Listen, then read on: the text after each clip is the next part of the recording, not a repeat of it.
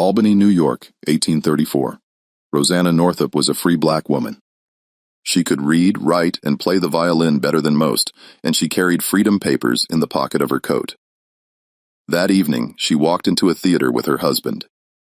But what was supposed to be just another performance turned into something else entirely. Two well-dressed men approached her. They offered a job in Washington, good pay, a short trip. Rosanna hesitated, then said yes. She didn't know it then, but that would be her last yes as a free woman. Moments later, everything went dark. Lord, silence. When she woke, her papers were gone, shackles bound her wrists, and waiting at the dock was Captain Charles Denham, the same man who to this day she never knew if he was a traitor or just a coward. He looked into her eyes, then looked away. Rosanna vanished into the deep South for 20 years. But why did Denham come back 2 decades later? What made him leave the sea and search for her in the plantations of Louisiana? Their reunion wasn't a rescue, it was something far more shocking. Something that shattered the rules of a world built on whips and silence. In front of everyone, the captain fell to his knees. And Rosanna, who owed nothing to anyone, gave him an answer no one expected. What did she say? What did he do, and how did this story survive history's silence? You're about to find out. But be warned, not every apology is accepted, and not every chain is made of iron. Rosanna Northup was born in 1812 into a world that did not believe she could exist. Her father tuned violins in the back room of a church. Her mother washed clothes and taught escaped slaves to read by candlelight. Rosanna grew up free in Albany, a rare privilege for a black child in America. By 16, she was writing freedom letters for runaways. She read Bible passages aloud in meeting houses. She married a carpenter named Samuel. They had 2 children. She believed the law would protect her. She was wrong. In March of 1834, Rosanna and Samuel traveled to Washington for work. 2 white men approached them in a tavern. They said they needed a violinist for a traveling show. Good pay, safe route. Rosanna agreed. Samuel stayed behind to finish a job.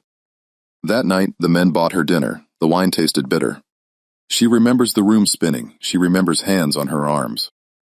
She remembers waking in darkness, her wrists roar, her freedom papers gone. She was in the hold of a ship. The man standing above her with a lantern was Captain Charles Denham. He was young, 23. His hands shook as he locked the chains. Rosanna begged him to check her papers. She told him her name. She told him she was free. Denham turned away. He said nothing. The ship sailed south. The ship docked in New Orleans after 9 days at sea. Rosanna had not eaten in 4. She had screamed until her voice broke. She had clawed at the wood until her nails split. No one came. When the hatch opened, sunlight blinded her. Rough hands dragged her onto the deck. She saw other captives, men, women, children, all chained together. None of them looked at her. She understood why. Hope was dangerous here. A man in a gray coat stood at the dark. His name was Thaddeus Caldwell. He bought and sold human beings for a living. He walked down the line, checking teeth, pulling back eyelids, pressing fingers into shoulders to test muscle. When he reached Rosanna, he stopped. He looked at her hands. They were not the hands of a field worker. They were soft, educated hands. "Can you read?" he asked. Rosanna did not answer. Caldwell smiled. "I'll take this one." She was loaded into a wagon with 6 others. They traveled west for 2 days. The roads were mud. The air was thick with heat. Spanish moss hung from the trees like dead men's hair. On the second night, they arrived at Follow Bend Plantation. It stretched for miles, cotton fields in every direction, rows of cabins with dirt floors and no windows. A big house on the hill, white columns gleaming in the moonlight.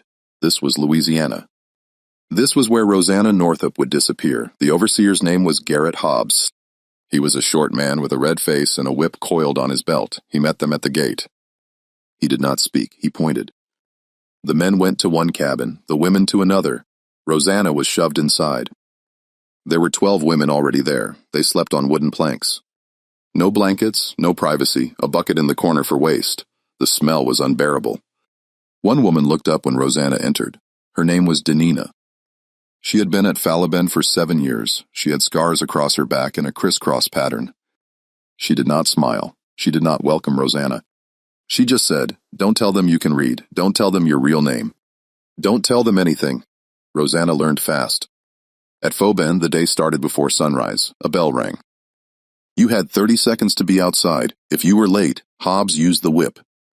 The work was cotton, picking, hauling, sorting. Your hands bled, your back bent. You worked until you could not stand, then you worked more. The quota was 150 pounds per day. If you came up short, you were punished. If you exceeded it, the quota went up. Rosanna had never picked cotton before. Her fingers were clumsy. The bowls cut her palms. By the end of the first day, she had only picked 60 pounds. Hobbs called her to the front. He made her kneel. He struck her 3 times across the shoulders with a leather strap. The other workers watched in silence. Rosanna did not cry. She would not give him that. At night, she lay on the wooden plank and stared at the ceiling. She thought about Samuel. She thought about her children. She thought about Albany. She had been gone for 2 weeks. Did they know she was missing? Were they searching? She had no way to tell them where she was. She had no way to prove who she was. Her name here was not Rosanna. It was girl or you or nothing at all. Months passed. Rosanna learned to pick faster. Her hands grew calloused. Her back grew strong, but her mind did not break. She watched everything. She listened. She learned who could be trusted and who could not. Denina became her only friend. Dina had been born free in North Carolina. She had been kidnapped just like Rosanna. She had tried to escape twice. Both times they caught her.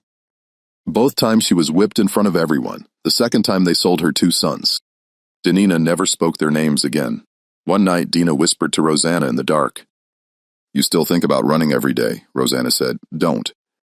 They'll kill you or worse. What's worse?" Diner did not answer. Winter came. The work slowed. The cotton was gone. They switched to clearing land, chopping wood, repairing fences. The cold was brutal. They had no coats, no shoes that fit. Rosanna's feet cracked and bled. She wrapped them in strips of cloth torn from her dress. It did not help. Infection set in. She limped for weeks. Hobbs did not care. He said if she could not work, she would not eat. One morning a new overseer arrived. His name was Silas Crow. He was worse than Hobbs. Crow did not just use the whip. He used fear. He would stand outside the cabins at night and listen. If he heard talking, he would burst in and drag someone out. He would make them stand in the cold until dawn. He called it discipline. The workers called it torture.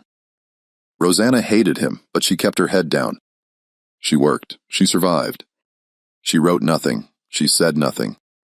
She became invisible. Then in the spring of 1836, something changed. A new group of captives arrived. Among them was a young girl. She could not have been more than 14. Her name was Clara Ara. She had been sold away from her mother in Virginia. She cried every night.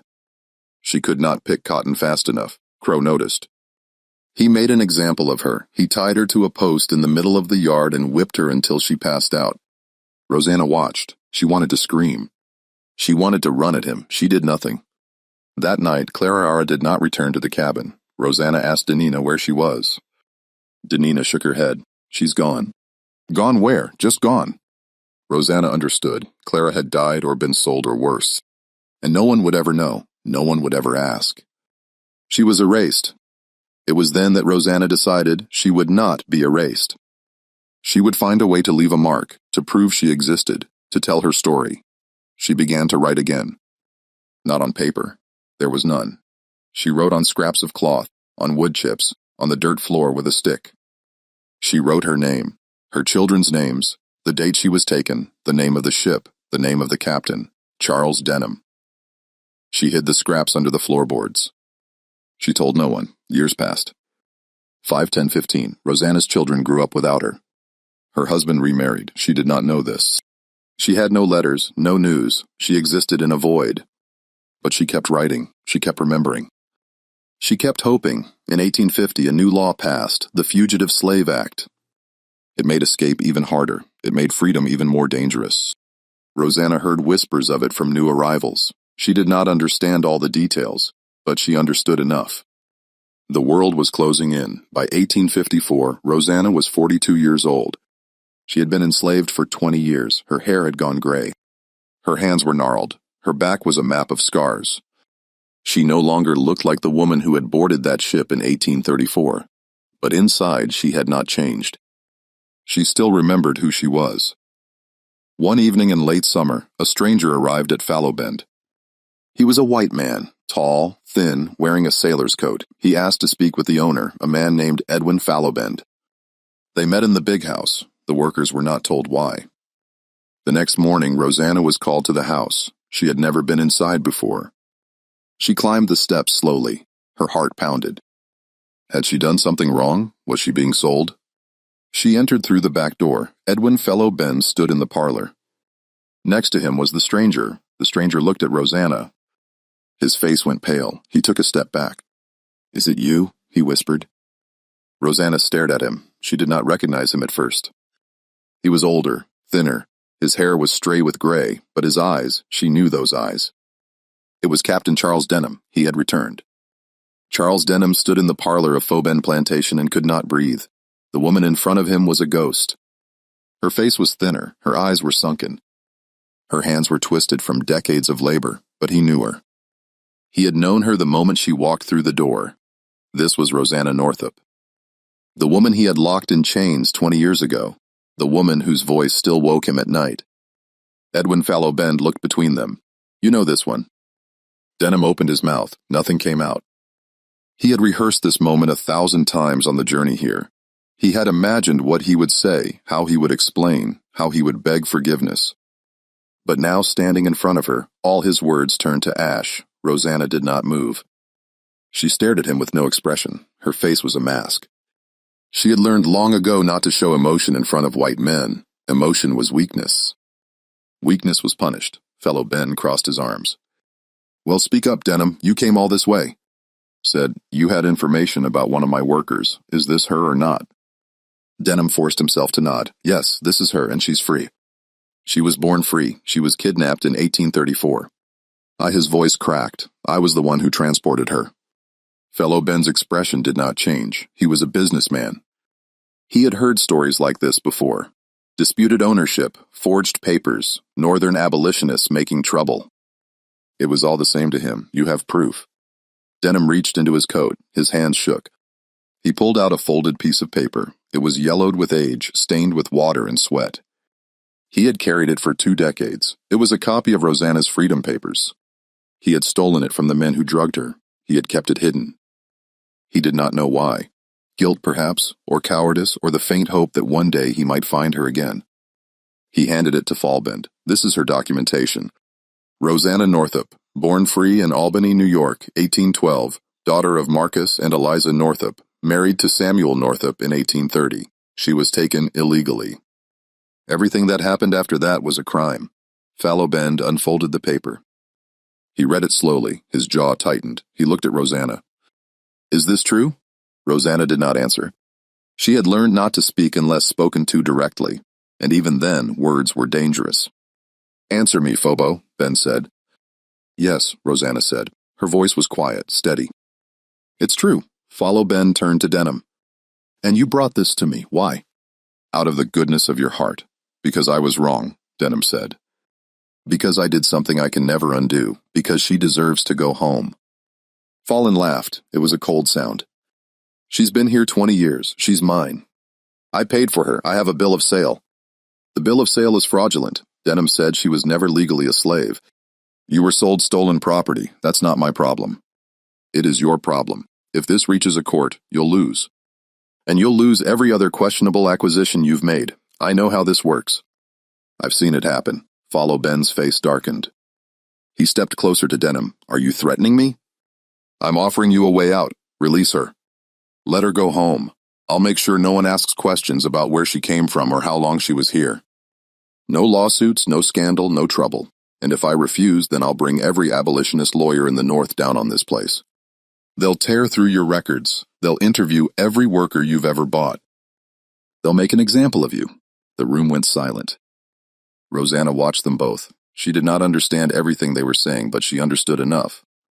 Her freedom was being negotiated like a business transaction. Her life was a bargaining chip. Again, Fallowbend stared at Denham for a long time. Then he turned to Rosanna.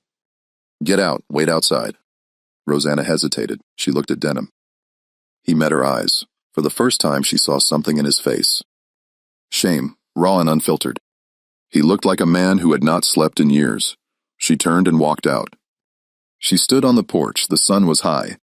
The field stretched out in front of her. She could see the other workers bent over the rows. She could hear the crack of Silas Crow's whip in the distance. She could smell the sweat and the dirt and the blood. This had been her world for 20 years. She did not know if she would ever leave it. Inside, the argument continued. She could hear raised voices. Fallow Bend was angry. Denham was insistent. It went on for an hour. Then the door opened. Fallow Bend stepped out. His face was red.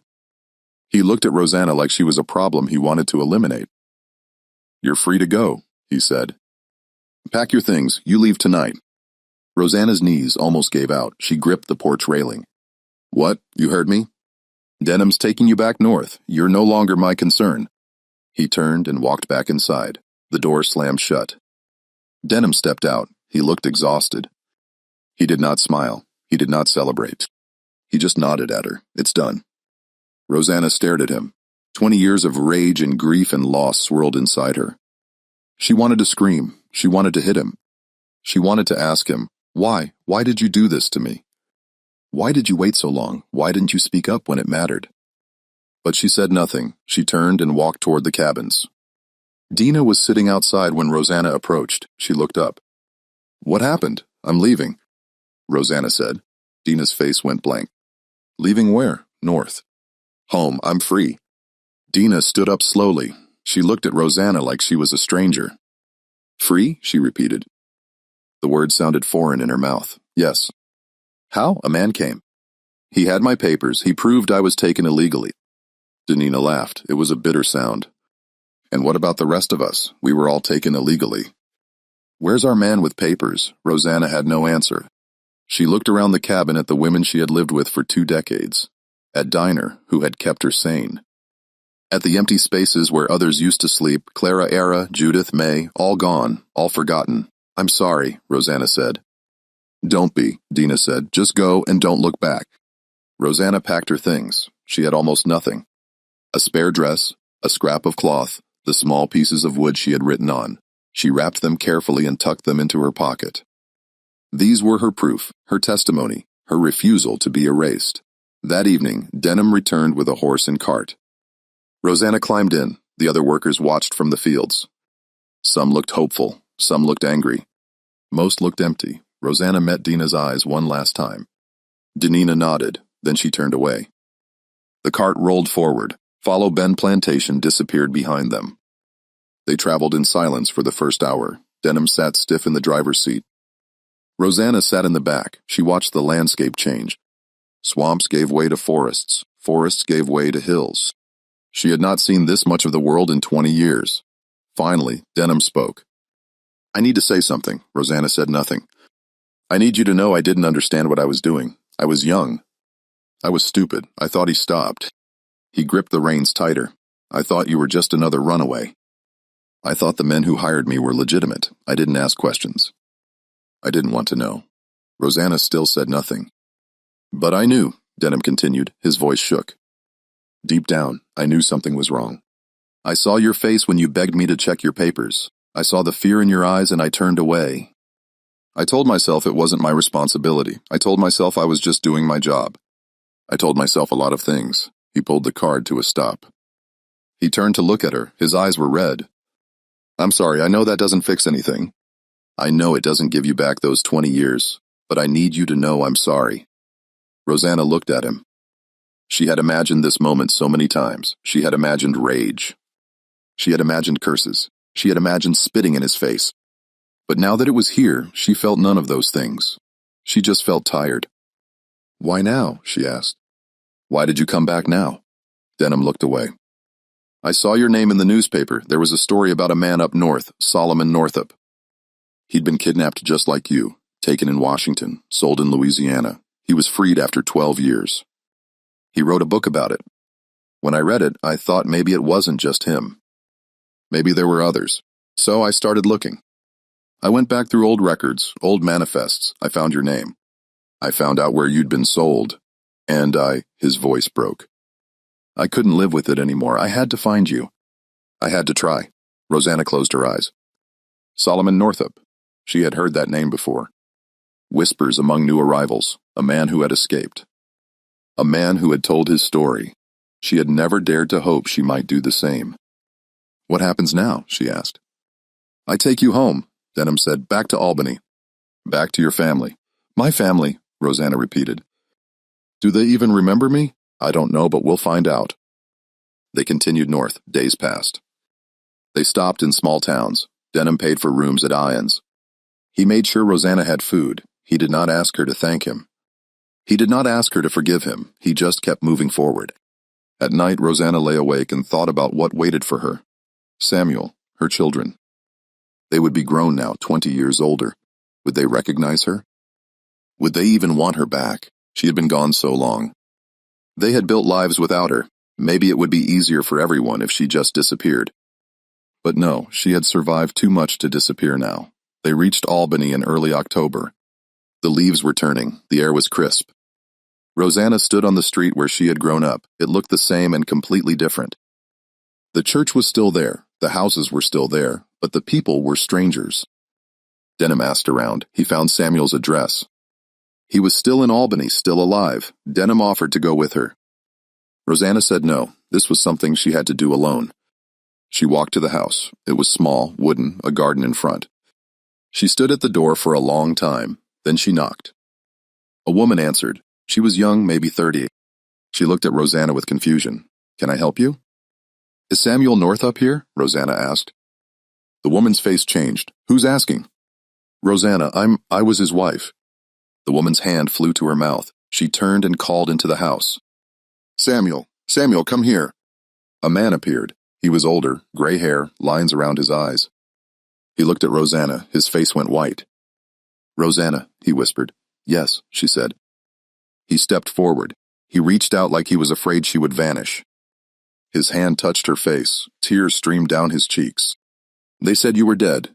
They said, we looked for you for years. We thought, I'm here." Rosanna said, "I'm home." Samuel pulled her into his arms. He sobbed. The young woman, his second wife, stood back and watched. She did not look angry. She looked sad. She understood what this meant. Rosanna's children came. They were adults now. Her son was a carpenter like his father. Her daughter was a schoolteacher. They stared at her like she was a miracle. They hugged her. They cried. They asked 1,000 questions. Where had she been? What had happened? How had she survived? Rosanna told them. Not everything, not the worst parts, but enough. She told them about Fallow Bend, about Danina, about the years of silence and suffering. She told them about Denham, about the papers, about the choice she had to make. Her son asked, "Do you want us to find him to press charges?" Rosanna thought about it. She thought about Denham's face in the parlor, the guilt that had eaten him alive for 20 years. The fact that he had come back when he could have stayed silent forever. "No," she said. "Let him carry it. That's punishment enough." But there was one thing she needed to do. 3 days later, Rosanna went to find Charles Denham.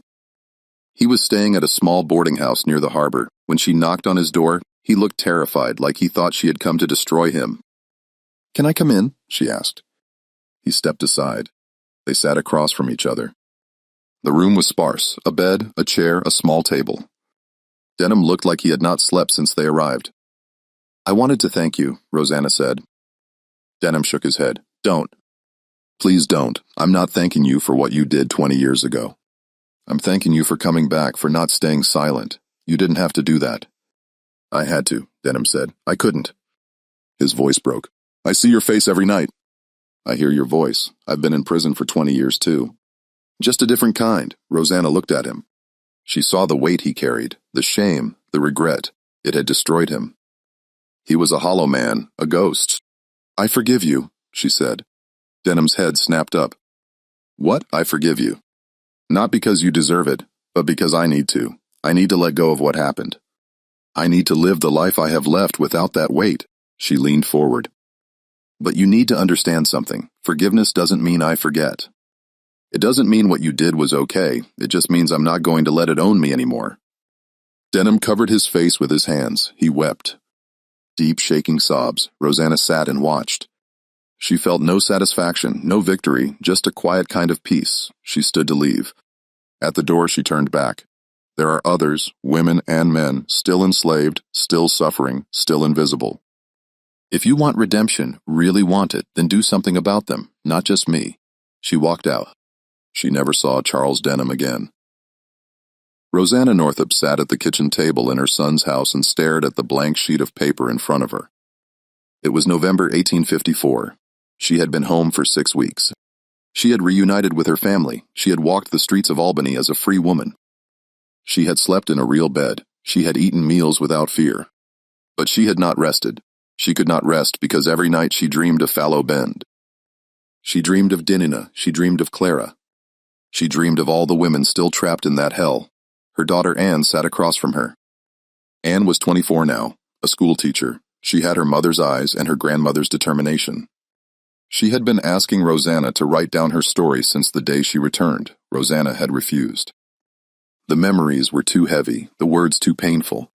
But Anne would not give up.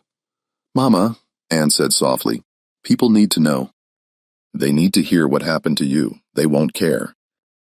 Rosanna said, "I'm just one woman, one story. There are thousands like me." "That's exactly why they need to hear it, because you're not just one, you're all of them. Every person stolen, every family destroyed, every life erased. If you don't speak, who will?" Rosanna looked at her daughter. Anne had grown up without her. She had learned to read from her father. She had gone to school. She had made a life, and now she was asking her mother to relive the worst years of her existence. Not for revenge, not for pity, but for truth. Rosanna picked up the pen. She wrote slowly at first, her hand cramped. The words came in fragments. She described the tavern in Washington, the bitter taste of the wine, the darkness of the ship's hold, the face of Captain Charles Denham. She wrote about the auction block in New Orleans, about Thaddeus Caldwell examining her like livestock, about the first day at Bend, about Garrett Hobbs and his whip, about Silas Crow and his cruelty. She wrote about Dinina, about Clara Aura, about the women who had no names anymore, who had been reduced to numbers and scars. She wrote about the quotota, about the heat, about the hunger, about the nights when she thought she would not survive until morning. She wrote for hours, days, weeks. Anne helped her organize the pages. Samuel sat with her when the memories became too much. Her son Marcus brought her tea and reminded her to eat. The house became an archive of suffering, a testimony carved from pain. By January 1855, Rosanna had filled 200 pages. Anne read them and wept. Samuel read them and could not speak for 3 days. Marcus read them and wanted to march south with a rifle. But Rosanna told them, no, this was not about violence. This was about witness. This was about making sure the world could not look away. Anne took the manuscript to a publisher in New York City. His name was James Harper. He had published Solomon Northup's narrative 2 years earlier. It had sold 30,000 copies. It had shocked the nation. Anne hoped he would do the same for her mother's story. Harper read the manuscript in one sitting. When he finished, he called Anne into his office. His face was pale. He stopped. He started again. "This is one of the most important documents I've ever read, but I need to be honest with you. It's going to be dangerous for your mother, for your family. There are people who will not want this story told. My mother has already survived 20 years of danger. Anne said she's not afraid anymore." Harper nodded slowly. "Then we publish, and we make sure everyone reads it." The book was released in March 1855. It was titled 20 Years a Slave, The True Narrative of Rosanna Northup. The first printing was 5,000 copies. It sold out in 2 weeks. Harper ordered another 10,000, then another. Within 6 months, it had sold more than 50,000 copies. It was read in churches, in schools, in abolitionist meetings, in sitting rooms across the North. The reaction was immediate and explosive. Newspapers wrote editorials. Preachers quoted passages in sermons. Abolitionists used it as evidence that the Fugitive Slave Act was not just unjust, it was evil. Southern politicians tried to discredit it. They called Rosanna a liar. They said the story was exaggerated. They said she was a tool of Northern agitators, but Rosanna had proof. She had the scraps of wood she had written on. She had the names of the people at Bend. She had the dates. She had the details. And most importantly, she had her freedom papers, the ones Charles Denham had returned to her, the ones that proved everything she said was true. In June 1855, Rosanna was invited to speak at the American Anti-Slavery Society Convention in Boston. She had never spoken in public before. She was terrified. But Anne convinced her, "They need to see you, Mama. They need to know you're real." The convention hall was packed. More than 2,000 people. Rosanna stood on the stage and looked out at the crowd. She saw white faces and black faces. She saw men in suits and women in bonnets. She saw former slaves and wealthy abolitionists. She saw people who wanted to help and people who just wanted to feel righteous. But she also saw something else. She saw people who were listening. She spoke for 30 minutes. She did not read from notes. She just told her story. She described the moment she woke up in chains. The moment she realized no one was coming to save her, the moment she decided she would not let them erase her, her voice shook. Her hands trembled, but she did not stop. When she finished, the hall was silent. Then someone started clapping, then another, then another. Within seconds, the entire room was on its feet. People were crying. People were shouting. Rosanna stood on the stage and felt something she had not felt in 20 years. She felt seen. After the speech, a line of people waited to meet her.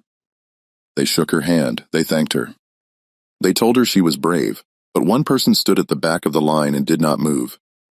It was a black woman. She was young, maybe 25. She had scars on her wrists. When she finally reached Rosanna, she did not say anything. She just pulled back her sleeve and showed Rosanna the marks. "I was there too," the woman whispered. "Not at Bend, but a place like it. I got out 3 years ago. I thought I was the only one who remembered." Rosanna took the woman's hand. "You're not alone. None of us are." The woman nodded. Tears streamed down her face. "Thank you for saying it out loud." That was the moment Rosanna understood. This was bigger than her. This was bigger than fellow Bend. This was about every person who had been stolen, silenced, and erased. And now they had a voice. But the story was not over. In August 1855, Rosanna received a letter. It was postmarked from Louisiana. The handwriting was shaky. The ink was smudged. It read, "Mrs. Northup, my name is Dina. You know me. You left me behind. I don't blame you, but I need you to know your book reached us. Someone read it out loud in the quarters. We know you didn't forget. We know you told the truth. Some of us are still here. Some of us are gone, but we're not invisible anymore. Thank you." Rosanna read the letter 3 times. Then she folded it carefully and put it in her desk drawer. She sat down and wrote a response. She did not know if it would reach Dina. She did not know if Dina was even still alive. But she wrote it anyway because that was all she could do. Bear witness. Keep speaking. Refuse to be silent. In September, something unexpected happened. A letter arrived from Charles Denham. Rosanna almost threw it away without reading it, but curiosity won. She opened it. "Mrs. Northup, I read your book. I won't insult you by saying I understand what you endured. I don't. I can't. But I want you to know, I've spent the last year working with abolitionist groups. I've helped 3 people escape from illegal bondage. I've testified in 2 court cases. I've donated every cent I have to the cause. It's not enough. It will never be enough, but it's all I can do. You told me to do something about the others. I'm trying. I'll keep trying until I die. That's my sentence, and I accept it." Rosanna read the letter twice. Then she put it in the drawer with Dina's letter. She did not respond. There was nothing to say. Denham had made his choice. He would live with it just like she lived with hers. By the end of 1855, Rosanna's book had been translated into French and German. It was read in England. In Scotland, in Canada, it was used as evidence in congressional debates. It was cited in legal briefs. It became one of the most influential abolitionist texts of the decade. But for Rosanna, the most important moment came in December. A package arrived at her door. Inside was a letter and a small wooden carving. The letter was from a man named Samuel Bass. He was a white carpenter from Canada who had worked briefly at Fellow Bend. He had read Rosanna's book. He recognized the names. He recognized the place, and he had something to tell her. "Mrs. Northup, I was at Foul Bend in 1853. I met a woman there named Dinah. She asked me to carry a message if I ever made it north. She said, 'Tell Rosanna I'm still here. Tell her I'm still fighting.' I didn't know who Rosanna was at the time, but now I do. I'm sorry I didn't do more. I'm sorry I didn't help her escape, but I want you to know she's alive and she remembers you." The wooden carving was crude, roughly made. It was a small bird with its wings spread. On the bottom, carved in shaky letters, were the words, "Still flying." Rosanna held the carving and wept. Dinah was alive. Dinah was still there. Dinah was still fighting. And somehow, impossibly, Dinah had found a way to reach her. Rosanna placed the carving on her mantle. She looked at it every day. It became her reminder, her purpose. She would keep speaking. She would keep writing. She would keep fighting, not just for herself, but for Dina, for Clara, for every person still trapped in the dark. In 1856, Rosanna was invited to speak at a rally in Philadelphia. 10,000 people attended. She stood on the platform and looked out at the crowd. She thought about the girl she had been, the woman who believed the law would protect her, the woman who had been wrong. But she also thought about the woman she had become, the woman who had survived, the woman who had refused to be erased, the woman who had looked her captor in the eyes and forgiven him. Not for his sake, but for her own, she began to speak. 20 years ago I was stolen. I was told I had no value. I was told I had no voice. I was told I did not exist. But I did exist. I do exist. And so do the thousands still in chains. They exist. They have names. They have stories. They have worth. And we will not stop until every single one of them is free. The crowd erupted, but Rosanna was not finished. She raised her hand for silence. The noise died down. I want to tell you about a moment, she said. A moment that changed everything for me. It was at Bend. I had been there for 15 years. I was picking cotton. My hands were bleeding. My back was breaking, and I looked up and saw the overseer watching me. He had a whip in his hand. He had used it on me 100 times. And I realized something. He thought he owned me. He thought he had power over me, but he was wrong. He owned my body. He controlled my time. But he did not own my soul. He did not control my mind. I was still free inside, and no one could take that from me. She paused. The hall was silent. That's what slavery tries to do. It tries to convince you that you are nothing, that you have no power, that you are less than human. But it's a lie. And the moment you see through the lie, the moment you remember who you are, they've already lost because you are more powerful than they will ever be. You survived. You endured. You are still here. And that is victory. The crowd rose to its feet. People were crying. People were shouting. But Rosanna barely heard them because she was thinking about Denina, about Clara, about all the women who had not made it out, about all the women still waiting. She stepped down from the platform. A man approached her. He was black, middle-aged, well-dressed. He introduced himself as Frederick Douglass. Rosanna knew the name. Everyone knew the name. He was the most famous formerly enslaved person in America. Mrs. Northup, he said, your words today, they were powerful. But I need to ask you something. There's a rumor going around. Is it true that you forgave the man who enslaved you? Rosanna met his eyes. I forgave the man who transported me, the man who could have saved me and didn't. Yes, I forgave him. Douglas frowned. Why? He doesn't deserve forgiveness. No, Rosanna said, he doesn't. But I deserve peace, and forgiveness was the only way I could find it. Not for him? For me? Douglas studied her for a long moment. Then he nodded slowly. You're stronger than I am. No, Rosanna said. I'm just tired of carrying hate. It's too heavy and I have more important work to do. Douglas smiled. Then let's do it together. Over the next 4 years, Rosanna traveled across the North. She spoke at rallies. She testified before state legislatures. She met with lawyers and activists and politicians. She helped organize the Underground Railroad. She used her testimony to secure the freedom of 7 people who had been illegally enslaved. She became a symbol, a voice, a force, but she never forgot where she came from. Every year on the anniversary of her kidnapping, she would sit down and write a letter to Denina. She did not know if Denina ever received them. She did not know if Denina was even still alive, but she wrote them anyway. Because some promises don't need proof. They just need to be kept. In 1860, the country erupted into war. The issue of slavery had finally torn the nation apart. Rosanna watched it happen with a mixture of hope and dread. She knew what war meant, she knew what it would cost, but she also knew it was necessary because some evils cannot be negotiated with. They can only be destroyed. She continued to speak. She worked with the Union Army to help identify and liberate people who had been illegally enslaved. She provided testimony that led to the prosecution of 3 slave traders. She watched as the world she had known began to crumble. And then in 1863, something impossible happened. President Lincoln issued the Emancipation Proclamation. Slavery was abolished in the Confederate States. It was not total freedom, not yet, but it was a beginning. Rosanna was in Washington when she heard the news. She stood in the street and looked up at the sky. She thought about Dinah. She thought about Clara Ara. She thought about every person who had not lived to see this day. And she whispered, "We did it. We finally did it." But the work was not over, even after the war ended. Even after the 13th Amendment was ratified, even after slavery was officially abolished, the fight continued. Because freedom on paper is not the same as freedom in practice, Rosanna knew that better than anyone. She spent the rest of her life advocating for the rights of formerly enslaved people. She helped establish schools. She fought for voting rights. She demanded reparations for those who had been stolen. She refused to be silent. She refused to disappear.